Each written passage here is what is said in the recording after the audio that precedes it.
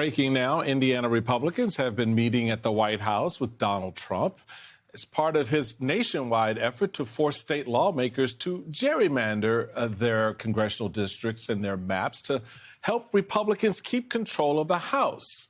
Now, of course, folks, gerrymandering doesn't occur but every 10 years, but because Republicans currently hold 7 of the 9 House seats in Indiana, any changes are likely to target only one seat in the northwestern part of the state, a seat currently held by Democratic Congressman Frank Mrvan. Meanwhile, locals have been protesting these efforts at the State House in Indianapolis, chanting, "Fair maps now." And Democratic Congressman Frank Mrvan of Indiana joins us now to talk about that and more. Well, Congressman, my first question is, what do you have to say about this meeting at the White House today, where literally the delegation, the congressional delegation of Republicans from your state and some state legislators marched right on in, presumably in efforts to strategize about how to get rid of your seat? Well, thank you, Simone. Thank you, Michael. And thank you, Luke, for being a strong voice in what we believe in. And to your direct question, it should be, what does this mean to the state, right? So they're doing this under pressure. They're not doing this voluntarily. The current administration is not only putting financial pressure on them, they're threatening them with primaries. They're doing whatever it takes to be a regime of authority or authoritarian regime. So here I am. What does the state lose if they go 100% Republican? As a member of Congress in the 117th Congress, I passed the American Rescue Plan that brought hundreds of millions of dollars, billions of dollars to the state of Indiana.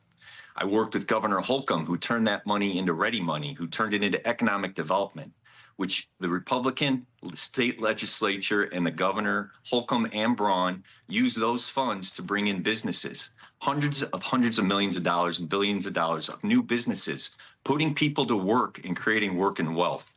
So as a member of Congress, I worked in a bipartisan way with Senator Young to create the CHIPS and Science Act. Well, what does that mean for the state of Indiana?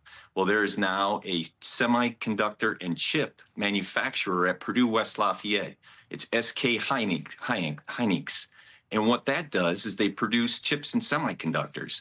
That helps our auto industry so we don't forget what happened during the supply chain issue.